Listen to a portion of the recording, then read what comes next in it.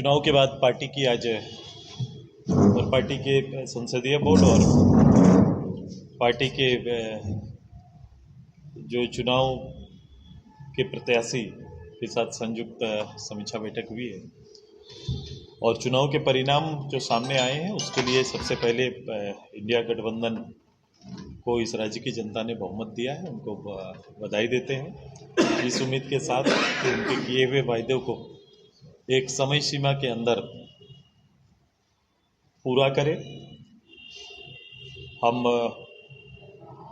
Party के अंदर जो सफलता हमारे इस पूरे अपने एनडीए गठबंधन में जिस उम्मीद के साथ चुनाव में आया गया, जिस उम्मीद के साथ चुनाव में हम लोग आगे बढ़े, उसमें पूर्णतः सफलता नहीं मिलने के लिए हमने काफ़ी समीक्षाएं की हैं। पार्टी के अंदर भी, पार्टी के विधानसभा स्तर में भी अभी काफ़ी चर्चाएं हुई।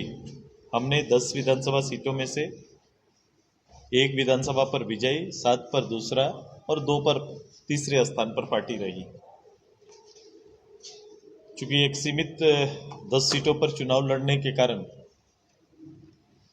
हम वोट के प्रतिशत को अनुकूल हम लोग अभी उसको मूल्यांकन नहीं किए, लेकिन मैं ये समझता हूँ कि जो हम अपने वोटर्स को और अपने इस चुनाव के जो मुद्दों के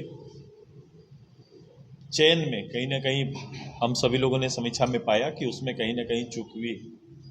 वोटर्स को हम बांधे रखने में असफल हुए। कार्यकर्ता को चुनाव के लिए जितना धारदार बनाना था और समन्वय जो हमारा गठबंधन के साथ बनना था, वो एक कारण निकल कर सामने आया है। प्रारंभ काल से निर्णय में थोड़ा विलम्ब होना, दोनों घटक दलों का निर्णय, सीटों का बंटवारा का निर्णय में विलम्ब एक विषय उभर कर सामने आया है।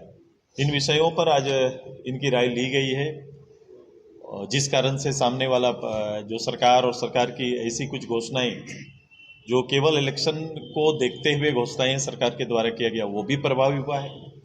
कहीं कहीं पर सरकारी महकमों का भी भूमिका पर प्रश्न चिन्ह है।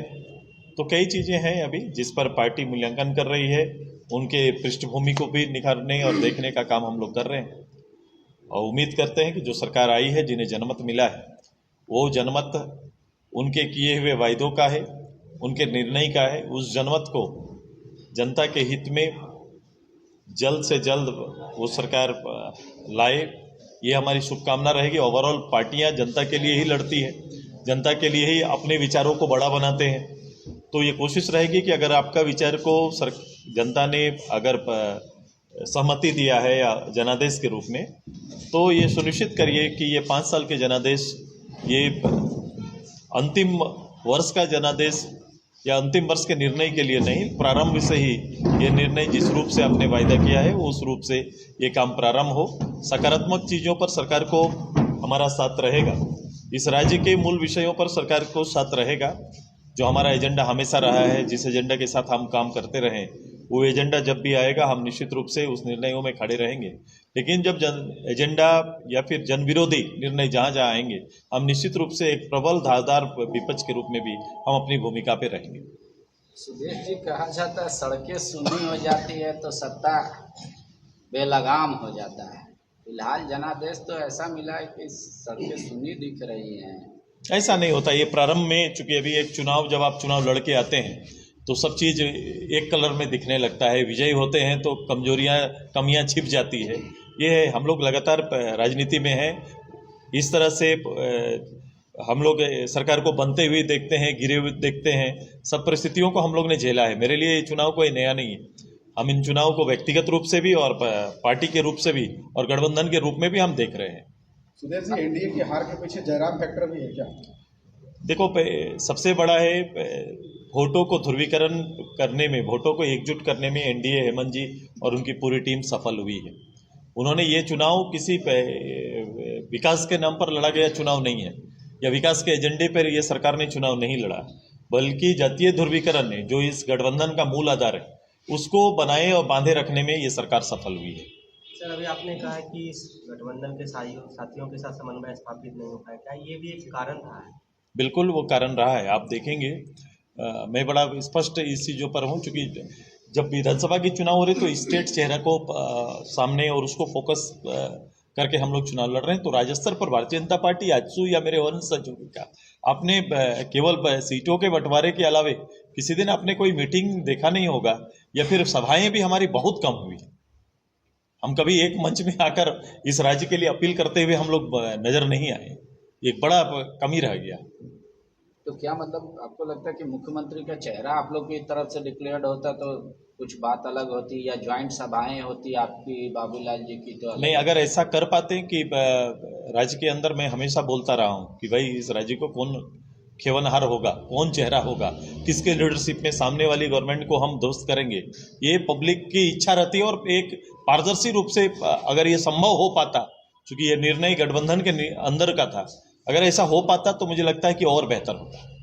लेकिन आप कह रहे हैं कि कुछ योजनाएं चुनाव को देखकर लाई गई, जैसे मैया योजना, सरकार तो उसको और इंक्रीज कर रही है, सिलेंडर की बात कर रही है, तो वो तो आप जिसको बोलते हैं फ्री बीज, वो तो सरकार कह रही है वो श्रम है महिलाओं का जो वो परिवार के लिए करती है अपने मैं उसको मैं इनकार नहीं कर रहा हूँ।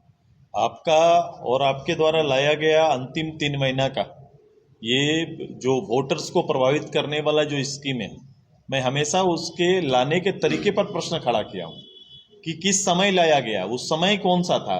वो बिल्कुल चुनाव के एकदम दरवाजे पर आकर आप एक योजना को लेकर आते हैं, और ये योजना जिसको आपने कभी भी बजटीय स्वरूप में लेके नहीं आया, इसके लिए कोई बजट नहीं रखा, और ये पैसे कहाँ से आएंगे, हाँ ये तो बाद में बातें चलेंगी, अभी हम लोग आएंगे बात करेंगे।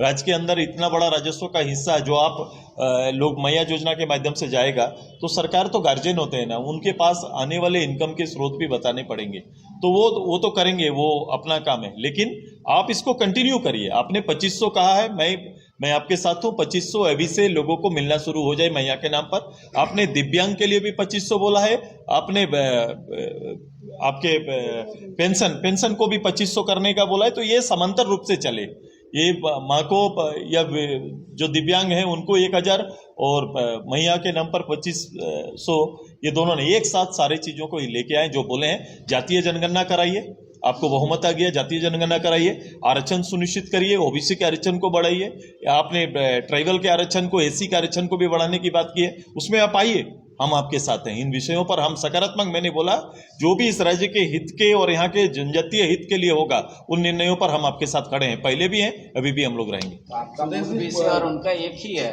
खतियान आधारित स्थानीय। जल्दी करिए, खतियान आधारित लेके आइए, नीतियां लेके आइए, नौकरी दीजिए। सबसे बड़ी बात है कि नौकरी दीजिए लोगों को। छात्र में जो एक उबाल आया था, पिछली बार जो छात्रों में एक उबाल आया था, जो उनमें एक रोष था सरकार के खिलाफ में, उस रोष को राजनीतिक रूप से तो कन्वर्ट करने में ये सफल हुए, पॉलिटिकल कन्वर्ट कर दिए, लेकिन उसका रिजल्ट नहीं आया, परिणाम नहीं आया।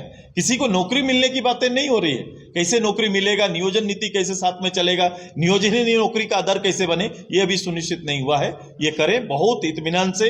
हम कोई सरकार के खिलाफ नहीं, हम लोग किसी तरह का बात अभी तुरंत करने वाले नहीं है। उनके लिए पूरा समय, हम आने वाला 2-3-4 महीना हम उनके लिए पूरा समय है, वो बेहतर से निर्णय ले और अपने किए वादों को पूरा करें। सीजीएल का रिजल्ट आया, बीजेपी आपकी सहयोगी पार्टी कह रही थी हम आते ही फर्स्ट कैबिनेट में उसको खत्म करेंगे सीजीएल का, सरकार ने रिजल्ट दे दिया। भाई जो रिजल्ट आया, सरकार ने कहा था, हमने भी कहा था, जो रिजल्ट आया, रिजल्ट में आप वो ढूंढे, रिजल्ट को देखे कि इसमें स्थानीय कहाँ है, इसमें स्थानीय लोगों कौन आए, स्थानीय इसमें आए हैं, कहाँ के लोग इसमें आए, किसका परिणाम निकल रहा है, इसको तो आप सबको देख रहे हैं और इसमें जवाब देना चाहिए उनको खड़ा होकर कि अगर यहाँ पर कोई योग्य आदमी नहीं हुआ या स्थानीय ना होने का लाभ किसी को मिल गया, अगर ये वो दिए हैं तो फिर उनका कथनी और करनी में तो फर्क पड़ गया ना।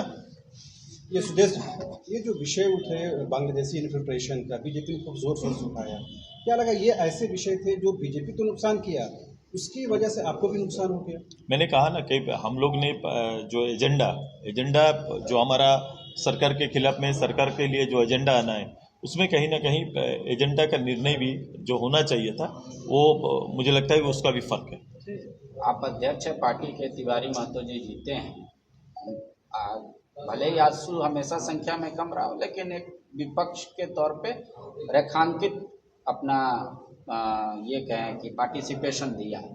तो उनके लिए जो बाकी उम्मीदवार आप लोगों ने समीक्षा कोई दिशा निर्देश जारी किया कि वो कैसे बिल्कुल अपनी से भूमिका को बिल्कुल अदा करें? एक पार्टी के प्रतिनिधि के रूप में चाहे वो वहाँ पर उपस्थित रहेंगे और इनकी भूमिका पूरे राज्य की जो आजसू की भावना है, लोगों की भावना है, वो केंद्रित इन पर रहेगा।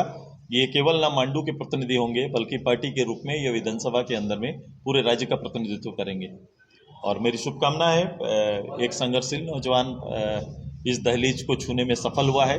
एक लंबे समय से ये तीसरा चुनाव इनका था, तीसरा चुनाव था जब ये भाग लिए हैं और तीसरे चुनाव में ये जीत के सामने आए हैं। पार्टी में क्या किसी तरह की सर्जरी की जरूरत है, संगठनात्मक फेरबदल की जरूरत महसूस कर रहे हैं आप लोग? हाँ, पार्टी इस सब चीज़ों पर मूल्यांकन करेगी। आज चूंकि एक लेवल पे हुआ है कि प्रत्याशियों से बुला के ये पूछा गया है कि उनकी कठिनाई, परिणाम नहीं दे पाने के पीछे की कठिनाई क्या रही है।